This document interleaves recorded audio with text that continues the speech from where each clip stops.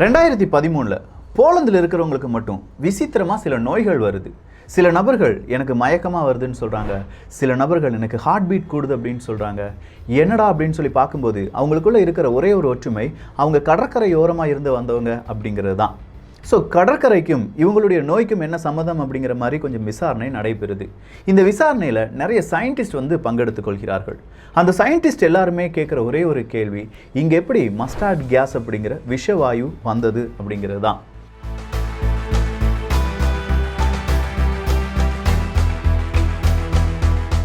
கிட்டத்தட்ட 1000 கிலோமீட்டர் தள்ளி ஒரு கடல் பரப்பை பால்டிக் கடல் அப்படின்னு சொல்லுவாங்க. இந்த பால்டிக் கடல் எங்கே இருக்குது அப்படின்னு கேட்டிங்கன்னா ஜெர்மனியில் இருக்குது.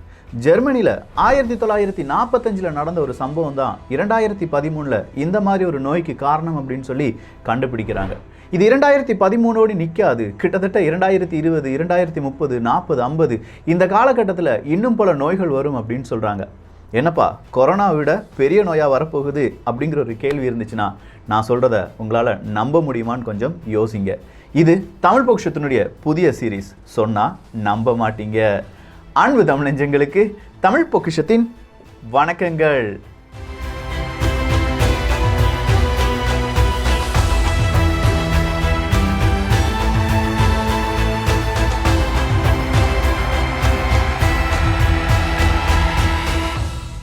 சொன்னா நம்ப மாட்டீங்க. 1945 நாசி படைகள் தோத்துட்டாங்கப்பா. இப்போ நாசி படைகள் தயாரித்து வச்சிருக்கிற கெமிக்கல் வெப்பனை என்ன செய்யணும் அப்படின்னு சொல்லி எல்லா நாடுகளும் கொஞ்சம் யோசிக்கிறாங்க. போட்ஸ்டாம் அக்ரிமெண்ட் அப்படிங்கிற ஒரு அக்ரிமெண்ட்டும் போடப்பட்டு விட்டது. உடனே இந்த மாதிரியான கெமிக்கல் வெப்பன்ஸ் இல்லாட்டி வெப்பன்ஸ் இதெல்லாம் அழிக்கணும், இல்லாட்டி அதை என்ன செஞ்சிடணும், சுட்டு வீழ்த்தி விடணும், அப்படி இல்லைனா எரிச்சிடணும், இப்படின்னு ஏதாவது ஒரு வகையில் அழிக்கணும். அதுதான் அவங்க கிட்ட இருக்கிற மெயின் ஆம்பிஷன். ஸோ இந்த ஆம்பிஷனுக்கு அவங்க நிறைய நேரத்தில் என்னெல்லாம் யோசித்த பிறகு கடைசி அவங்க சொல்கிற விஷயம், எப்பா கிட்டத்தட்ட 2 லட்சம் டன் கெமிக்கல் ப்ராடக்ட் இல்லாட்டி இந்த மாதிரியான வெப்பன்ஸ் எல்லாமே இருக்குது, இதெல்லாம் கொண்டு கடலில் கொட்டிடலாம் அப்படின்னு சொல்லி யோசிக்கிறாங்க. கடலாக இருந்தாலும் எந்த இடத்துல கொட்ட வேண்டும் அப்படின்னு சொல்லி பார்க்கும்போது பால்டிக் சி, இந்த பால்டிக் கடலில் தான் இவங்க கொண்டு அதெல்லாம் கொட்ட போகிறாங்க. அதில் 65,000 டன் எடையுள்ள கெமிக்கல் வெப்பன்ஸ் மட்டுமே இருந்திருக்கு. கேஸாக இருக்கட்டும், லிக்யூடாக இருக்கட்டும், இதெல்லாம் ரொம்ப பெரிய கண்டெய்னரில் அடைச்சி ஆழ்கடலில் கொண்டு போட்டிருக்காங்க.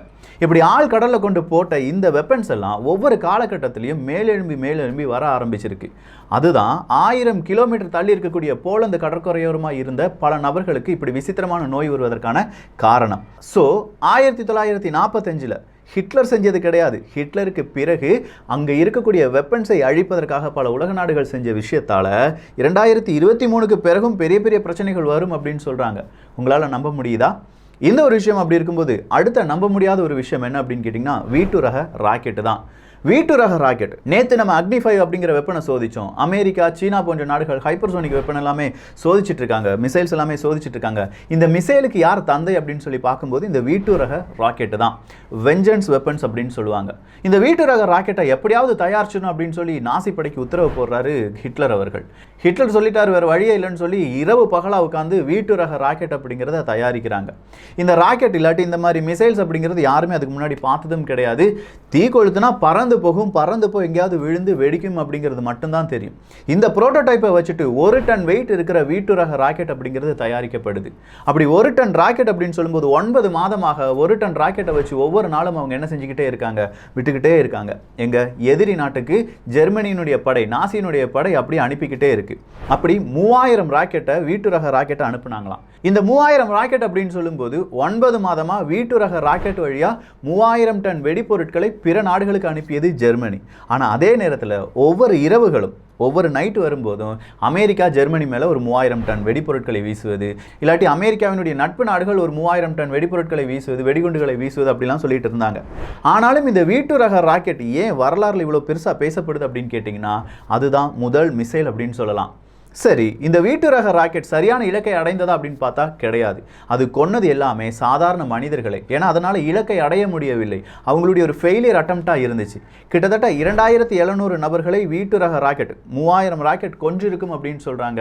இதில் நம்ப முடியாத விஷயம் என்னென்னா, இந்த ராக்கெட்டை தயாரிக்க சொல்லிட்டார் ஹிட்லர் அவர்கள். கண்டிப்பாக தயாரித்தே ஆக வேண்டும் அப்படின்னு சொல்லி அதனுடைய டெஸ்டிங் ஃபேஸில் மட்டுமே 20,000க்கும் அதிகமான மனிதர்கள், அதாவது அடிமைகள் கொல்லப்படுகிறார்கள். ராக்கெட் வெடிச்சு இந்த ராக்கெட் சரியாக வேலை செய்யல அப்படின்னு சொல்லி துன்பப்பட்டு சாப்பாடு இல்லாமல் இப்படி மேனுஃபேக்சரிங்காக மட்டுமே 20,000க்கும் அதிகமான மனிதர்கள் கொல்லப்பட்டார்கள். அது மட்டும்தானா, அடுத்ததா இந்த வீட்டு ரக ராக்கெட் அவங்க ஏர்பேஸ்லேயே விழுந்து நிறைய பேர் இறந்தாங்க அப்படிங்கிறதும் வேறொரு வரலாறாக இருக்குது. ஹிட்லர் செத்த பிறகு இந்த வீட்டு ரக ராக்கெட்டை அமெரிக்கா கொஞ்சம் ரஷ்யா கொஞ்சம் எடுத்துகிட்டு போகிறாங்க. அப்படி எடுத்துகிட்டு போன பிறகு தான் அவங்க இந்த மாதிரி மிசைல் சிஸ்டம் எப்படி ஒர்க் ஆகுது அப்படிங்கிறத படிக்கிறாங்க. இந்த மாதிரி படித்த பிறகு தான் அமெரிக்காவும் ரஷ்யாவும் மிசைல் டெக்னாலஜியில் முன்னிலையில் வந்தார்கள் அப்படிங்கிறதும் வேறொரு வரலாறு தான். சொன்னால் நம்ப முடியுதா? அடுத்ததா ப்ராஜெக்ட் ஓர்கான் அப்படிங்கிறது தான். இந்த ப்ராஜெக்ட் ஆர்கான் அப்படின்னு சொல்றது புறாவை வச்சு செய்த ஒரு ப்ராஜெக்ட். யார் செய்கிறாங்க அப்படின்னு கேட்டிங்கன்னா அமெரிக்க படை. அதுவும் 2வது உலக யுத்தத்தில் தான் செய்கிறாங்க. அவங்கள பொறுத்த வரைக்கும் ஒரு குண்டை வீசணும், அந்த குண்டு கரெக்டான ஒரு இடத்தை போய் அடைகிறதா, டார்கெட் அடையுதா அப்படின்னு சொல்லி பார்க்கணும். இதெல்லாம் நடக்கிறது 1940-44. இப்போ இருக்கிற மாதிரி எலக்ட்ரானிக் நேவிகேஷன் சிஸ்டம்லாம் அப்போ கிடையாது. ஸோ சரியான ஒரு நேவிகேஷன் சிஸ்டம், லெஃப்ட்டில் போனால் ரைட்டில் கொண்டு வரணும், ரைட்டில் போனால் லெஃப்ட்டுக்கு கொண்டு வரணும், நேராக போகணும், உயரமாக போகணும், கீழே போகணும், இப்படின்னு சொல்கிற ஒரு நேவிகேஷன் சிஸ்டத்தை அவங்களுடைய அந்த வெப்பனில் வைக்க ட்ரை பண்ணாங்க. இப்படி யார் சொல்லிக் கொடுப்பா? எலக்ட்ரானிக் டிவைசஸ் கிடையாது. அப்படின்னா வேற ஏதாவது வச்சு செய்யணும் அப்படின்னு சொல்லி புறாக்களுக்கு என்ன செய்யப்படுகிறது? ஒரு விதமான ட்ரைனிங் கொடுக்கப்படுது. இந்த புறாக்களுடைய கண்கள் சாதாரண மனிதனை விட அந்த கண்கள் பார்க்கும் விஷயத்தை ப்ராசஸ் பண்ணுறதுல 3லிருந்து 10 மடங்கு அபரிவிதமான சக்தி கொண்டது தான் புறாக்கள். ஸோ புறாக்கள் ஒரு விஷயத்தை பார்க்குறாங்கன்னா மறுபடியும் அதே விஷயத்துக்காக இல்லாட்டி அந்த டார்கெட்டை பார்த்து ஓடிக்கொண்டே இருக்கும், பறந்து கொண்டே இருக்கும். இதை கவனிச்ச இந்த மாதிரி அமெரிக்கனுடைய சயின்டிஸ்ட் என்ன செய்கிறாங்க? புறாக்களுக்கு ட்ரைனிங் கொடுக்குறாங்க. அந்த புறாக்களுடைய காலில் 4 விதமான லிவர் பொருத்தப்படுகிறது. லெஃப்ட், ரைட்டு, அப்பு, டவுன் அப்படிங்கிறது தான். இந்த 4 பக்கமும் கொடுத்த பிறகு இந்த புறாக்களுடைய கண்களில் ஒரு விதமான புகைப்படம் அப்படிங்கிறது ஓடவிடப்படுது. அதில் ஒரு புகைப்படம் தான் அதனுடைய டார்கெட் அப்படின்னு சொல்லி முதல்ல சொல்லி கொடுக்குறாங்க. அந்த டார்கெட்னுடைய புகைப்படம் லெஃப்ட்டில் போச்சுன்னா ரைட்டில் உள்ள பெடல் அமுக்கணும், ரைட்டில் போச்சுன்னா லெஃப்ட் பெடல் அமுக்கணும், மேலே போச்சுன்னா கீழே இருக்கிற பெடல் அமுக்கணும் அப்படின்னு சொல்லி புறாக்களுக்கு என்ன கொடுக்கப்படுகிறது? ஒரு விதமான ட்ரைனிங் கொடுக்கப்படுது. இதுக்காகவே பிரத்யேகமாக சில குண்டுகள் அப்படிங்கிறது தயாரிக்கப்படுது. அந்த குண்டுகளுடைய முன்பகுதியில் புறாக்கள் அப்படிங்கிறது உட்கார வைக்கப்படுகிறது. அப்படி உட்கார வைக்கப்பட்ட அந்த புறாக்கள்ல எதிரி நாட்டினுடைய அந்த டார்கெட் அப்படிங்கிறது ஒரு புகைப்படமாக காண்பிக்கப்படுகிறது. அந்த புகைப்படத்தை வச்சு இந்த ஏவுகணையை வீசும்போது இல்லாட்டி இந்த குண்டுகளை வீசும்போது இந்த புறா என்ன செய்யுமா? அந்த இடத்தை பார்த்துக்கிட்டே இருக்குமா. அதாவது அந்த புறா பார்க்கக்கூடிய இடம் லெஃப்ட்டுக்கு மூவ் ஆச்சுன்னா ரைட்டு, ரைட்டுக்கு மூவ் ஆச்சுன்னா லெஃப்ட் அப்படின்னு சொல்லி அந்த குண்டை சரியான இலக்கை அடைய வைக்கும் அப்படின்னு சொல்றது தான் அமெரிக்காவினுடைய அந்த கண்டுபிடிப்பு. இந்த கண்டுபிடிப்புக்காக 1939, 40, 41 இந்த காலகட்டத்திலே கிட்டத்தட்ட 3 லட்சம் அமெரிக்க டாலரை செலவிட்டார்கள். லட்சக்கணக்கான புறாக்கள் என்பது வளர்க்கப்பட்டது. ஆனால் கடைசியா இது தோல்வியில் முடிஞ்சிருச்சு. ஏன்னு இந்த ப்ராஜெக்டை நம்ம முன்னெடுத்து செல்ல வேண்டாம் அப்படின்னு சொல்லி நிப்பாட்டிட்டாங்க. சரி, இப்படி ஒரு ப்ராஜெக்டை சொன்னால் நம்ப முடியாமல் இருக்கலாம். ஆனால் இன்னொரு ப்ராஜெக்ட் இருந்துச்சு. அதையும் அமெரிக்காக்காரங்க தான் செய்கிறாங்க. என்ன ப்ராஜெக்ட் அப்படின்னா, அந்த ப்ராஜெக்டை சொல்கிறதுக்கு முன்னாடி அதனால் வந்த விளைவுகளை நான் சொல்லிடுறேன். ஜப்பானில் இருக்கக்கூடிய காட்டுப்பகுதி அப்பப்போ தீப்பிடிக்கும். ஜப்பானில் இருக்கக்கூடிய கிராமங்கள் இருக்கக்கூடிய வீடுகள் அப்பப்போ தீப்பிடிச்சு எரியும். ஏண்டா தீப்பிடிச்சு எரிகிறது அப்படின்னு சொல்லி யாராலையுமே எதுவுமே பண்ண முடியல. அந்த அளவுக்கு ரொம்ப மர்மமாகவே இருந்துச்சு. சரி அப்படின்னு சொல்லி பார்க்கும்போது தான் 1942 அமெரிக்கா சோதித்த ஒரு வெப்பன் தான் இதுக்கு காரணம் அப்படின்னு சொல்லி கண்டுபிடிக்கிறாங்க. எந்த மாதிரியான வெப்பன் அப்படின்னு சொல்லி பார்க்கும்போது ஒரு பேராஷூட் பறந்து வருது. அந்த பேராஷூட் பறந்து வரும்போது அங்கே நிறைய பறவைகள் பறக்கிற மாதிரி இருக்குது. அதன் பிறகு தான் இந்த மாதிரி தீ விபத்து ஏற்படுகிறது. இப்போ தான் ஜப்பான்காரங்களுக்கு ஒரு உண்மை புரியுது. அமெரிக்கா சோதித்தது பேட் வெப்பன் அப்படிங்கிறது தான். இந்த வவ்வாலை வச்சுக்கிட்டு இவங்க என்ன செய்கிறாங்கன்னா, வவ்வாலை எல்லாத்தையுமே லட்சக்கணக்கான வவ்வாலை வளர்க்குறாங்க. இட்லி சட்டியில் நம்ம எப்படி இட்லி அடுக்கி வைப்போம், அதே மாதிரி இந்த வவ்வால்களை உறக்க நிலையில் தூங்க வச்சுட்டு அந்த வவ்வாலை இட்லி சட்டி சாம்பர்ஸ் மாதிரியே பல விதமான சாம்பர்ஸ் கிரியேட் பண்ணப்பட்டு அதில் தூங்க வச்சு அந்த வவ்வாலினுடைய கால்களிலும் இறகுகளிலும் சேர்த்து ஒரு வெடிப்பொருளை தொங்க விட்டுடுறாங்க.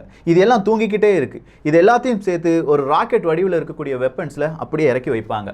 இந்த இறக்கி வைக்கிற வெப்பனை ஒரு ஃப்ளைட்டில், ஒரு ஏர்கிராஃப்டில் கொண்டு போய் மேலேருந்து தூக்கி கீழே போட்டுருவாங்க. அப்படி கீழே விழும்போது கிட்டத்தட்ட ஒரு 1000 அடி உயரத்தில் வரும்போது இந்த வெப்பன் என்ன செய்யும்? மெதுவாக திறக்க ஆரம்பிக்கும். ஏன்னா இந்த வெப்பன் கீழே விழும்போதே ஒரு பேராஷூட்டினுடைய உதவியுடன் தான் வருது.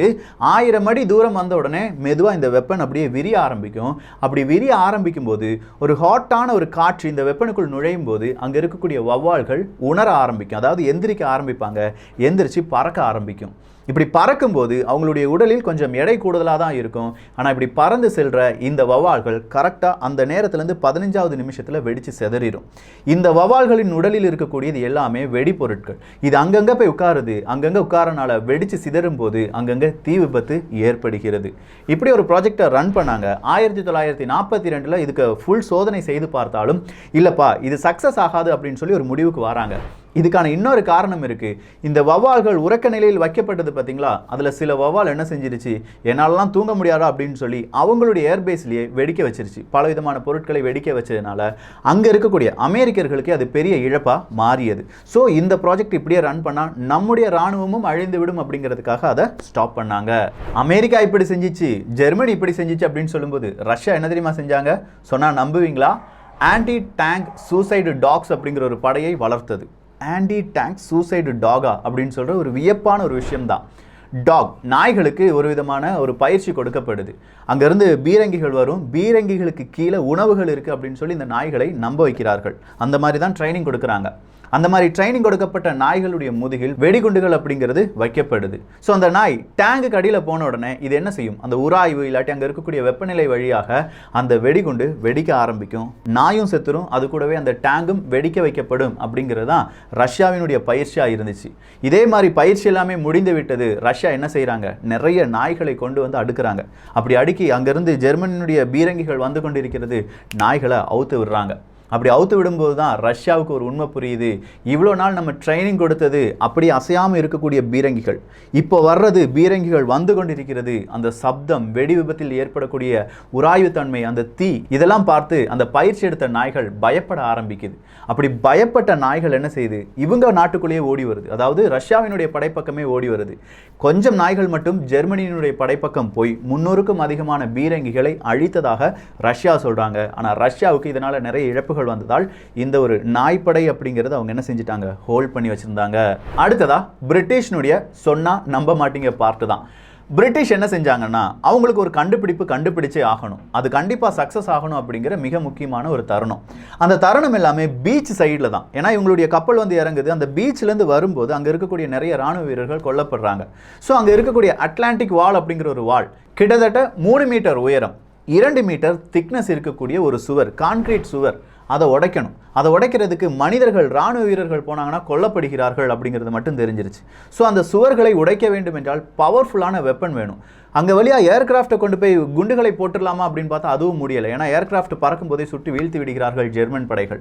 ஸோ இந்த ஒரு தருணத்தில் கப்பலில் இருந்து இல்லாட்டி தண்ணியிலிருந்து வீசக்கூடிய ஏதாவது ஒரு குண்டுகளை கண்டுபிடிக்க வேண்டும் அப்படின்னு சொல்லி தான் ஒரு கண்டுபிடிப்பை கண்டுபிடிக்கிறாங்க. அதுக்கு பேர் என்ன வைக்கிறாங்க அப்படின்னு கேட்டிங்கன்னா, த கிரேட் பாஞ்சான் ட்ரம் அப்படிங்கிறது தான். இந்த பாஞ்சான் ட்ரம் அப்படிங்கிற இந்த கண்டுபிடிப்பு 2 வீல், அதாவது குதிரை வண்டிக்க வீலை நீங்கள் நினச்சிக்கோங்க.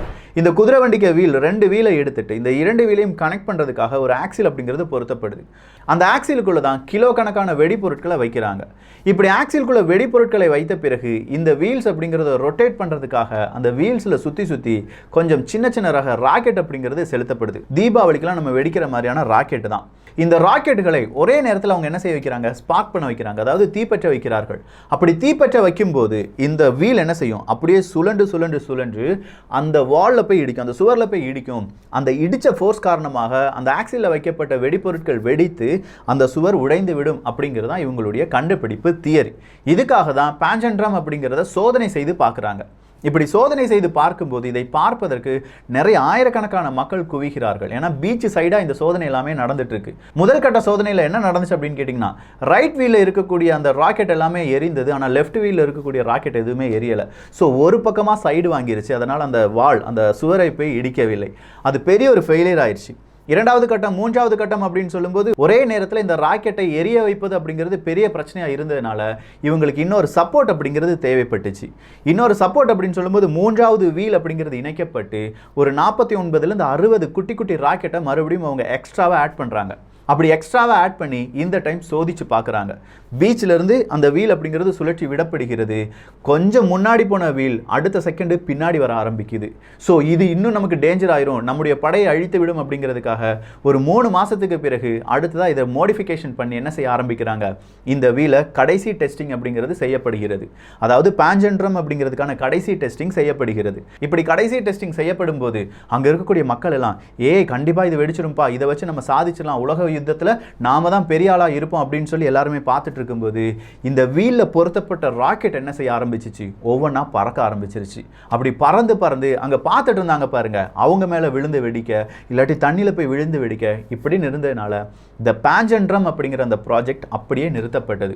பிரிட்டிஷ்னுடைய மிகப்பெரிய தோல்விகள் அப்படிங்கிற ஒரு லிஸ்ட் எடுத்து பார்த்தீங்கன்னா த கிரேட் பேஞ்சன்ட்ரம் அப்படிங்கிற அந்த வெப்பன் இல்லாமல் இருக்காது.